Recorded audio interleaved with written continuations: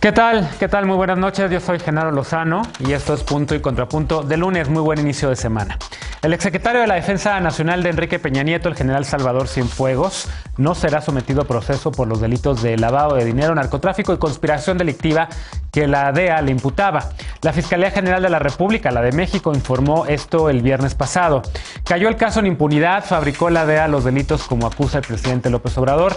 ¿Cuáles serán las consecuencias para la relación bilateral? Veremos qué opinan las y los panelistas de esta noche. Y el presidente López Obrador sigue defendiendo sus conferencias mañaneras, esto luego de que el consejero presidente del Instituto Nacional Electoral del INE dijera que no se deben transmitir íntegramente en meses en veda electoral. El Consejo General de este instituto pidió al presidente y a los gobernadores también que se abstengan de hablar de asuntos electorales, pero el mandatario dijo que esperará a que se pronuncie el Tribunal Electoral. Escucharemos qué piensan y los puntos y contrapuntos de la mesa. Y en México hay casi 82,000 carpetas de investigación abiertas por casos de personas desaparecidas y solamente 35 sentencias, 35. Por ello, colectivos de familias de personas desaparecidas demandan justicia y alto a la impunidad. ¿Tiene la 4T realmente este compromiso? ¿La propuesta de una nueva ley orgánica para la Fiscalía General ayudaría a combatir la impunidad o no? Quédate con nosotros que ya empieza Punto y Contrapunto.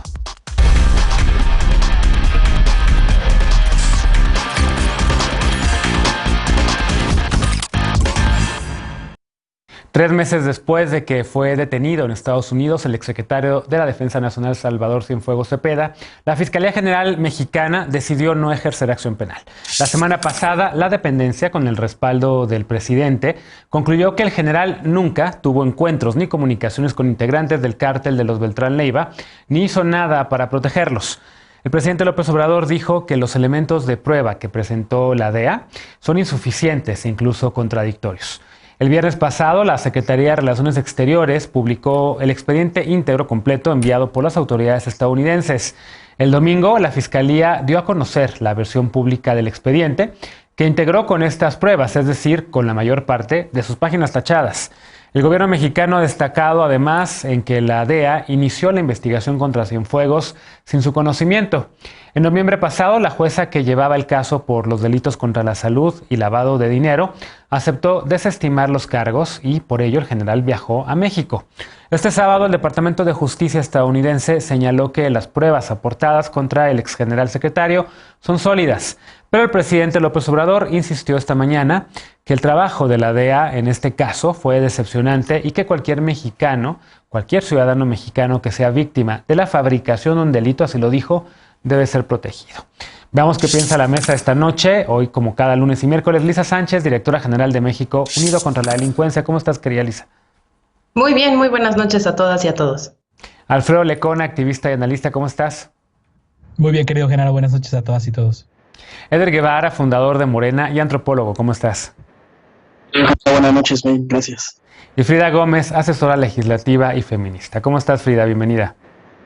Muy bien, Genaro, muchas gracias. Buenas noches. ¿Les parece si escuchamos los puntos primero y luego los contrapuntos? A ver qué nos cuenta Eder. ¿Cómo ves todo este caso? Evidentemente ha generado mucho ruido desde la semana pasada. Hay, creo yo, dos posturas irreconciliables, quienes ven esto como un acto de soberanía y quienes ven esto como un acto de la profundización de la militarización en el país. ¿Tú cómo lo ves? ¿De qué lado estás? Yo creo que, cuando se dio a conocer que la FGR desechaba este caso, que la DEA había generado toda una investigación y lo habían detenido a Cienfuegos y la FGR el jueves pasado en la noche decidió desestimarlo. Mi primera reacción fue no solamente sorpresa, sino desagrado.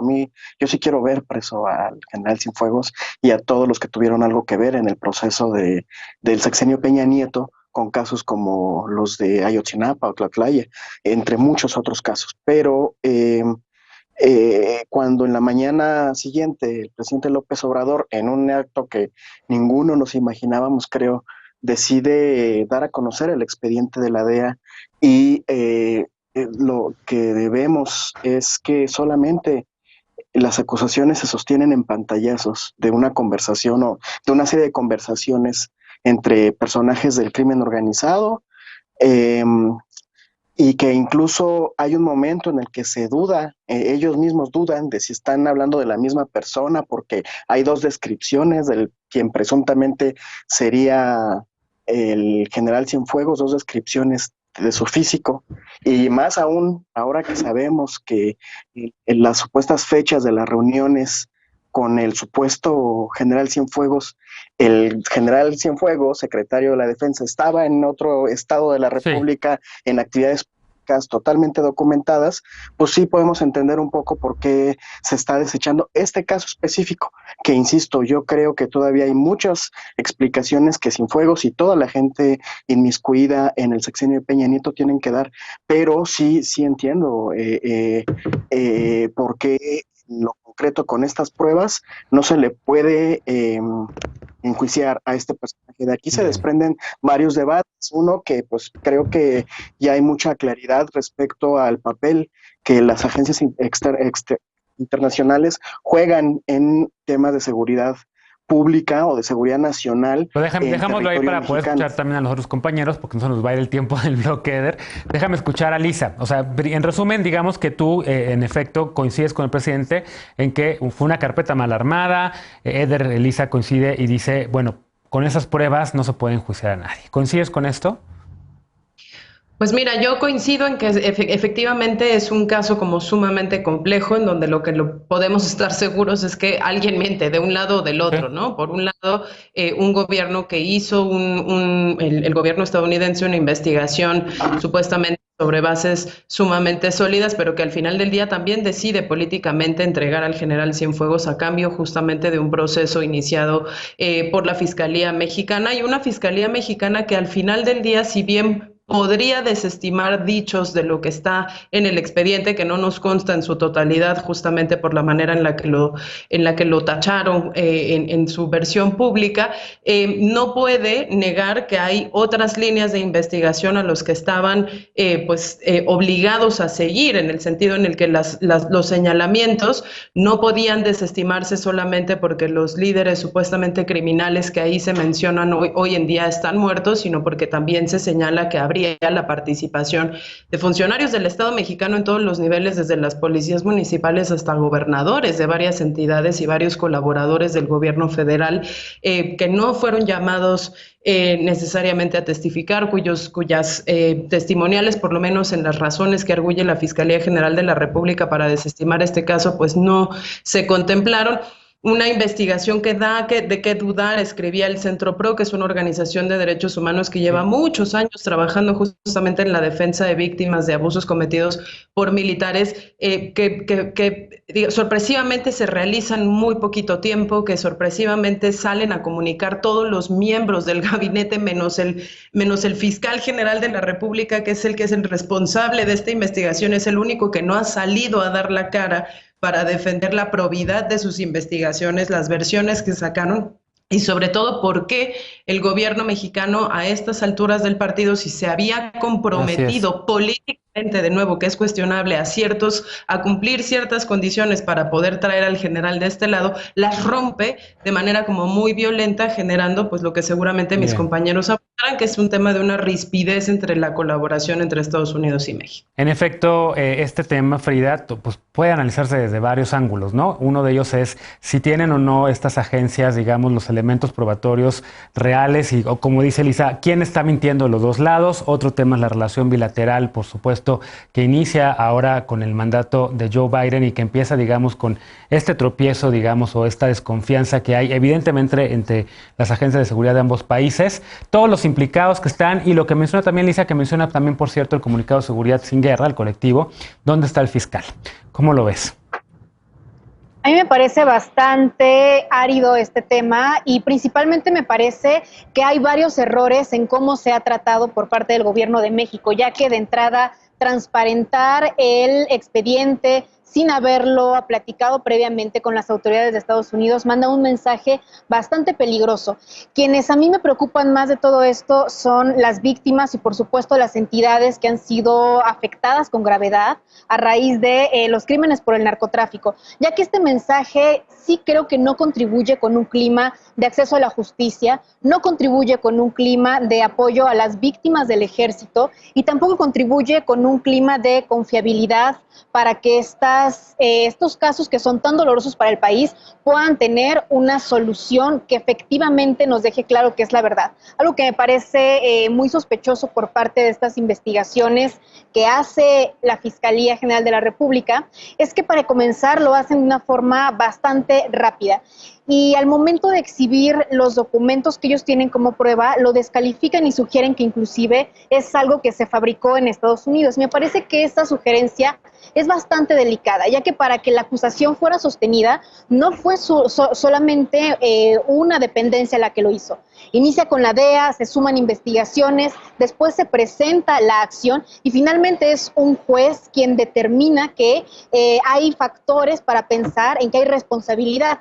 Entonces, mencionar a la ligera que hay una fabricación de culpables, creo que también pone en riesgo una relación bilateral entre México y Estados Unidos, que en vez de poder tener cooperación para temas de seguridad que son muy importantes, de esta posibilidad de la que se planteaba sobre que México sea observado como un narcoestado. Un narcoestado, y eso me parece muy riesgoso. Finalmente, creo que el gobierno mexicano tiene un compromiso con las víctimas que adquirió desde el primer momento en que llegó al poder, y ellas son a las que les tiene que responder. Si este acto no está dejando satisfechas a las víctimas, es evidente que tendría que haber una revaluación. A mí me parece que hay dos tonos que son muy distintos. Por una parte, el presidente habla de que la DEA fabrica los delitos, pero por otra parte, el canciller Marcelo Ebrard habla de que esto no es el final de la historia, que hay otras investigaciones, y eso es lo que creo que tendríamos que estar observando. Tendríamos que ver otros puntos de investigación, porque, ojo, y ya para cerrar,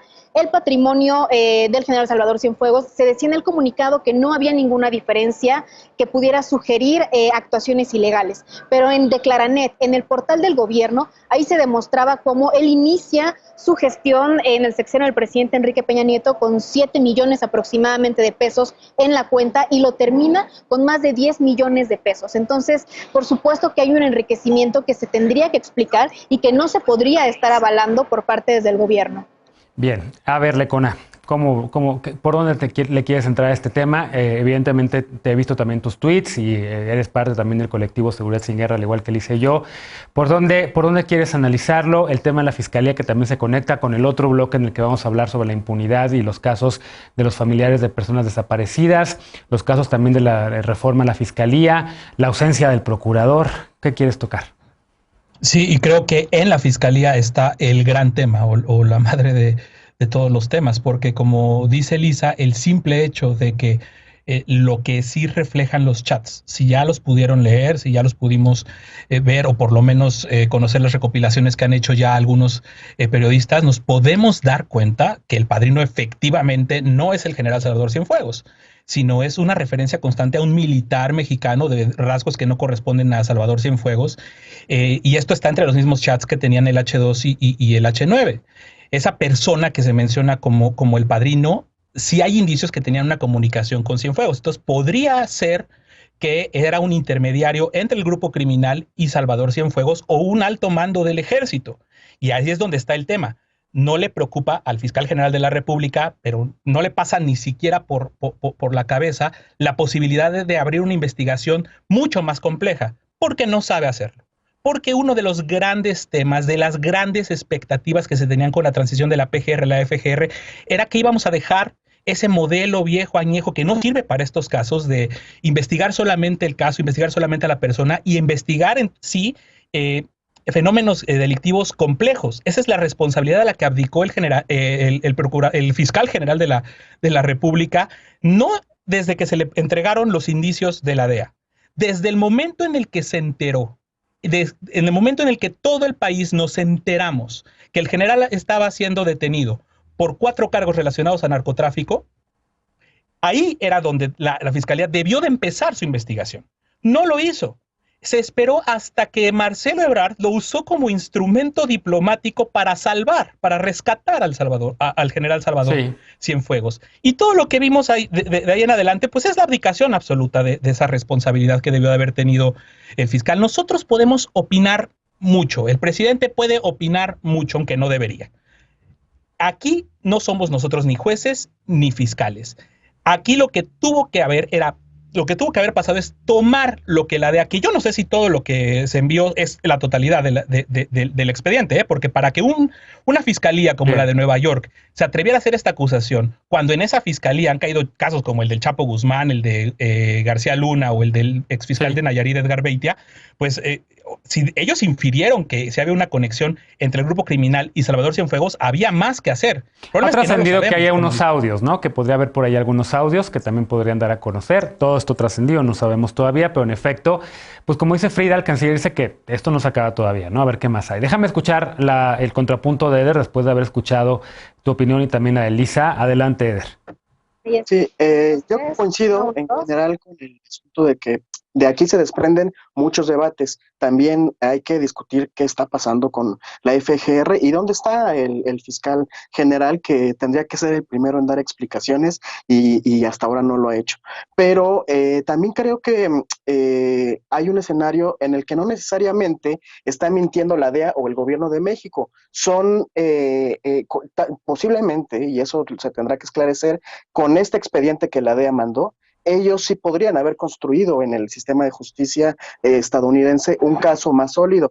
Acá en México no está operando con lo que se entregó. Y por último, nada más decir que efectivamente se podría considerar una agresión de parte del gobierno mexicano transparentar este caso por parte de la DEA, pero la primera agresión y el primer error político lo cometió la DEA al encarcelar unilateralmente al general Cienfuegos. En el momento en el que deciden ellos comenzar el proceso sin coordinarse con el gobierno de México, ahí empezó el problema serio, porque justamente el gobierno de México reacciona ante esa postura política de la DEA de no coordinarse con el gobierno mexicano, que parece que era algo a lo que estaban habituados ellos y no se esperaban la respuesta del gobierno mexicano. Entonces, ahí hay un papel que se tiene que esclarecer. No es que el hecho de que Andrés Manuel López Obrador decida transparentar